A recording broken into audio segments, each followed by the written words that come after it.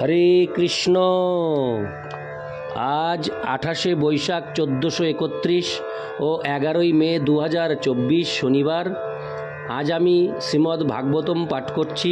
আজ আমি পাঠ করব শ্রীমদ্ ভাগবতমের দ্বিতীয় স্কন্দ নবম অধ্যায় ভগবানের বাণীর বর্ণনার মাধ্যমে উত্তরের একটিমাত্র শ্লোক 10।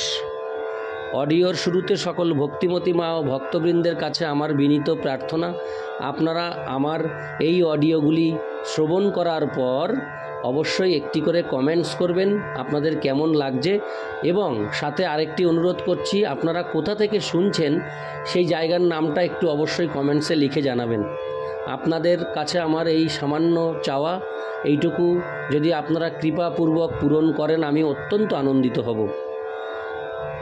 नारायण हे नारायण भवभयहरणं नारायण। श्लोक 10। प्रवर्तते यत्र रजस्तमस्तय सत्यं च मिश्रं न च कालविक्रम न यत्र मया किमुता परे हरे रनुव्रता यत्र सुरासुरार्चिता। অনুবাদ: ভগবানের সেই ধামে রজ তমগুণ নেই, এমনকি সেখানে সত্য গুণেরও প্রভাব নেই। সেখানে বহিরঙ্গা মায়া শক্তির প্রভাব তো দূরের কথা, কালেরও প্রভাব নেই। মায়া সেখানে প্রবেশ করতে পারে না। সুর এবং অসুর উভয়েই কোনো রকম ভেদ বুদ্ধি না করেই ভগবানের পূজা করেন। তাৎপর্য: ভগবানের ধাম বৈকুণ্ঠ জগৎ ত্রিপাদ বিভূতি নামে পরিচিত এবং তা জড় জগৎ থেকে 3 গুণ বড়। সেই বৈকুণ্ঠ ধামের বর্ণনা এখানে এবং শ্রীমদ্ ভগবদ্ গীতাতেও সংক্ষেপে করা হয়েছে। কোটি কোটি গ্রহ নক্ষত্র সমন্বিত এই ব্রহ্মাণ্ড মহত্তত্ত্বের অন্তর্গত অসংখ্য ব্রহ্মাণ্ডের একটি, এবং এই সমস্ত অগণিত ব্রহ্মাণ্ড একত্রে ভগবানের সৃষ্টির 1/4 মাত্র। জড় আকাশের ঊর্ধ্বে চিদাকাশ রয়েছে এবং সেই চিদাকাশে বৈকুণ্ঠ নামক অপ্রাকৃত লোক রয়েছে, এবং তা হচ্ছে ভগবানের সৃষ্টির 3/4। ভগবানের সৃষ্টি সর্বদাই অন্তহীন। মানুষ একটি বৃক্ষের পাতা পর্যন্ত গণনা করতে পারে না, অথবা তার নিজের মাথার চুল গণনা করতে পারে না। তাদের শরীরের একটি চুল পর্যন্ত সৃষ্টি করার ক্ষমতা না থাকলেও এই সমস্ত মূর্খ মানুষেরা ভগবান হওয়ার ধারণায় গর্বিত।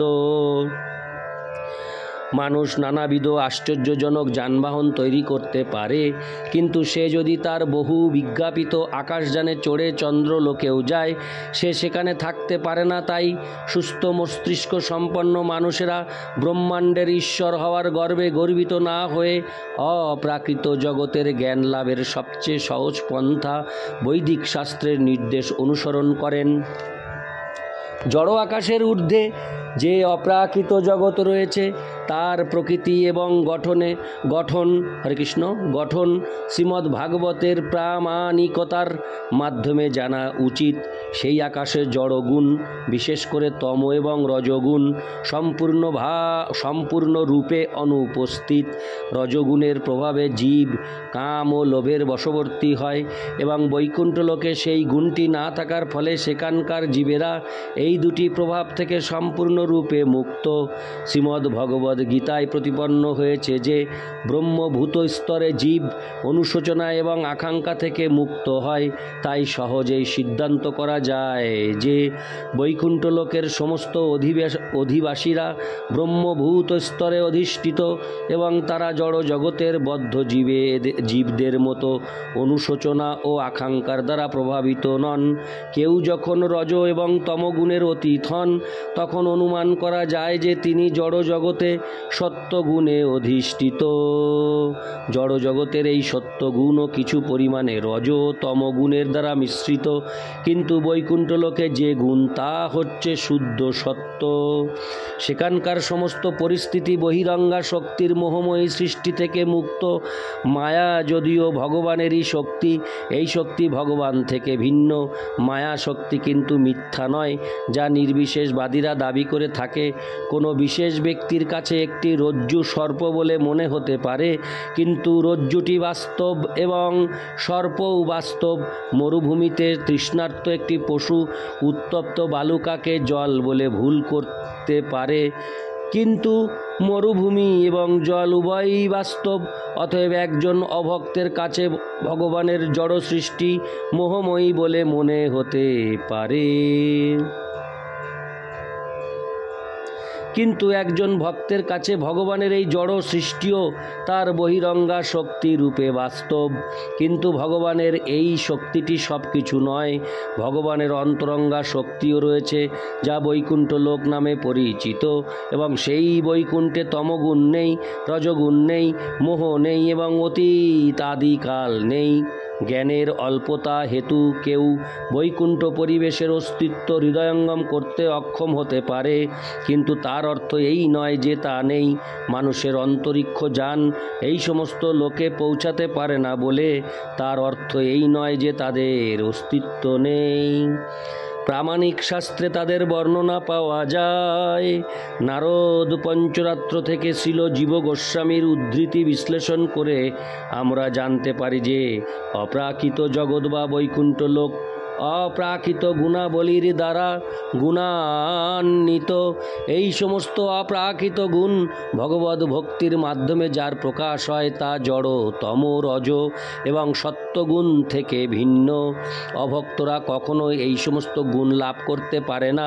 পদ্মপুরাণে উত্তরখণ্ডে উল্লেখ করা হয়েছে যে ভগবানের সৃষ্টির 1/4 ঊর্ধ্বে রয়েছে 3/4 প্রকাশ।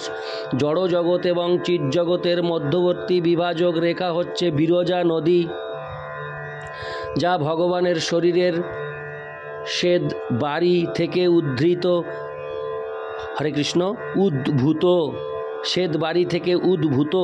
এই বিরজার পরপারে ভগবানের 3/4 সৃষ্টি। ভগবানের সৃষ্টির সেই অংশটি নিত্য, শাশ্বত, অক্ষয় এবং অব্যয়, এবং সর্বোচ্চ স্তরের সিদ্ধ জীবেরা সেখানে বাস করেন।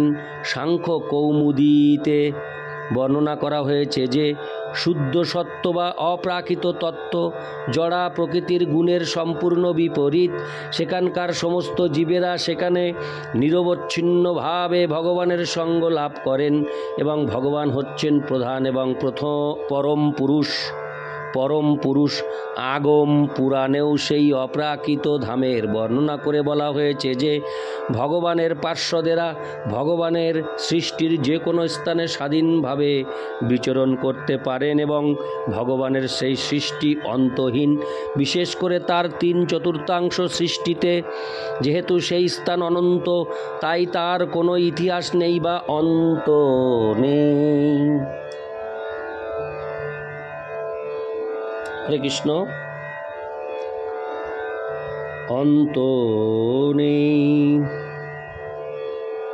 তাই সিদ্ধান্ত করা যায় যে যেহেতু সেখানে রজ এবং তমগুণ সম্পূর্ণরূপে অনুপস্থিত, তাই সেখানে সৃষ্টি এবং ধ্বংসের কোনো প্রশ্ন ওঠে না। জড়জগতে সব কিছুর সৃষ্টি হয়েছে এবং সব কিছুরই বিনাশ হয়, এবং সৃষ্টি ও বিনাশের মধ্যবর্তী জীবন ক্ষণস্থায়ী। চিন্ময় জগতে সৃষ্টি নেই এবং ধ্বংস নেই, এবং তাই সেখানকার জীবন নিত্য। অর্থাৎ চিৎজগতে সব কিছুই নিত্য, পূর্ণ জ্ঞানময় এবং অক্ষয় আনন্দময়। যেহেতু সেখানে ক্ষয় নেই, তাই সেখানে অতীত, ভবিষ্যৎ রূপ সময়ের প্রভাব নেই। এই শ্লোকে স্পষ্টভাবে উল্লেখ করা হয়েছে যে সেখানে কালের প্রভাব সম্পূর্ণরূপে অনুপস্থিত। সমগ্র জড়জগৎ ক্রিয়া এবং প্রতিক্রিয়ার প্রভাব থেকে উদ্ভূত, যা অতীত, বর্তমান এবং ভবিষ্যৎ রূপে কালের প্রভাবের দ্বারা প্রভাবিত। সেখানে ক্রিয়া, প্রতিক্রিয়া বা কার্য কারণের প্রভাব নেই, তাই সেখানে জন্ম, বৃদ্ধি, স্থিতি, রূপান্তর, ক্ষয় এবং প্রলয় এই 6টি ভৌতিক পরিবর্তন নেই। তা হল জড়জগতের প্রভাব থেকে সম্পূর্ণরূপে মুক্ত ভগবানের শক্তির বিশুদ্ধ প্রকাশ। বৈকুণ্ঠ লোকের সমগ্র অস্তিত্ব ঘোষণা করে যে সেখানকার প্রতিটি জীব ভগবানের অনুগত। সেখানে ভগবান হচ্ছেন প্রধান নায়ক। সেখানে নেতৃত্ব করার জন্য কেউ ভগবানের সঙ্গে প্রতিযোগিতা করে না, এবং সেখানে সকলেই ভগবানের অনুগত।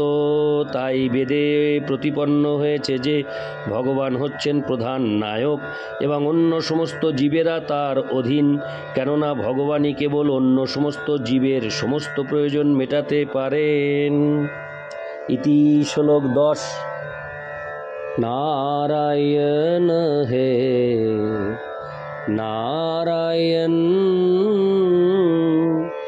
भवभयहरणं नारायण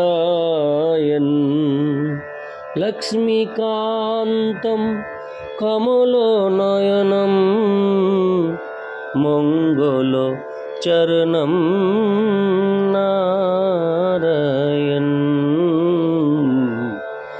नारायण है नारायण भवभयहरणं नारायण। हरे कृष्ण।